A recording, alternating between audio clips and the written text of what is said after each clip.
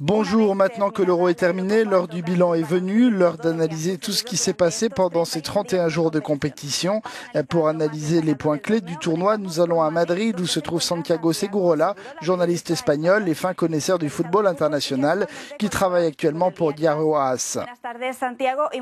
Bonjour Santiago et merci d'être avec nous. Nous commençons avec ce qui s'est passé ce dimanche. Le Portugal est donc champion d'Europe. Que pensez-vous de cette finale ?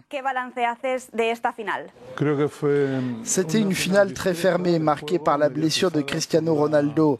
Ça a été surprenant car la France était favorite, mais c'est une victoire qui honore un petit pays au grand football.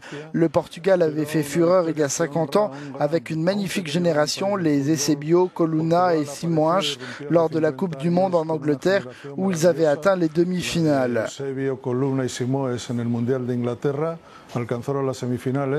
Mais ils n'ont jamais pu soulever aucun trophée. Ils y sont parvenus cette fois avec une équipe dotée de moins de qualité que les équipes de 66 ou de 2000 avec Figu. En tout cas, c'est une victoire méritée, d'autant plus que sans aucun doute, le favori était la France.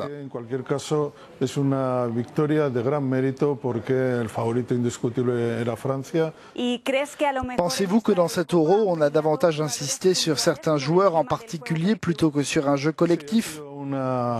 Ça a été un Euro moyen avec trop d'équipes selon moi. Ça a été une compétition idéale pour les petits pays comme l'Islande, le Pays de Galles ou l'Irlande du Nord.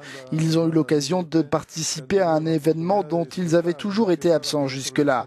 Je pense que le calendrier a été trop serré. Les joueurs ont ressenti la fatigue. Ça a été un tournoi avec plus de beaux gestes individuels que du beau jeu d'équipe. Comme vous l'avez dit, il y a eu non seulement d'excellents joueurs, mais aussi des équipes nationales qui nous ont tous surpris comme le Pays de Galles ou l'Islande. Oui, il y a de petites équipes, c'est toujours beau à voir parce que c'est difficile pour eux. Ils n'ont pas une population nombreuse, peu de joueurs professionnels. Ils sont plus que bienvenus à de tels événements. L'Islande a davantage que d'autres joué comme une équipe. Le Pays de Galles a deux joueurs exceptionnels, Gareth Bale qui est une star du football international et Aaron Ramsey. Son absence en demi-finale contre le Portugal a eu un gros impact sur l'équipe. Je me dois de vous poser la question sur la performance décevante de l'Espagne. Est-ce que vous imaginiez cela? Quelles étaient vos impressions sur la Roja avant le début du tournoi? L'Espagne est une équipe avec de bons joueurs qui jouent dans de grandes équipes, mais ils n'ont plus ce feu qu'ils ont eu en 2008 et 2012.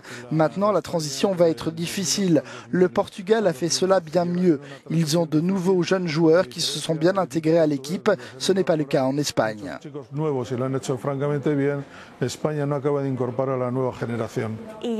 Et pour finir, Santiago, quelle est votre opinion sur le monde du football aujourd'hui, particulièrement dans la perspective de la prochaine Coupe du Monde qui aura lieu dans 2 ans?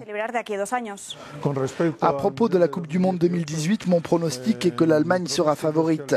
Elle a son style, elle n'a pas été assez en pointe, certes, cette fois-ci en attaque, mais je pense que cette équipe domine maintenant le football mondial. Merci, c'était notre analyse sur l'Euro qui vient de s'achever. Merci beaucoup Santiago Segurola d'avoir répondu aux questions d'Euronews.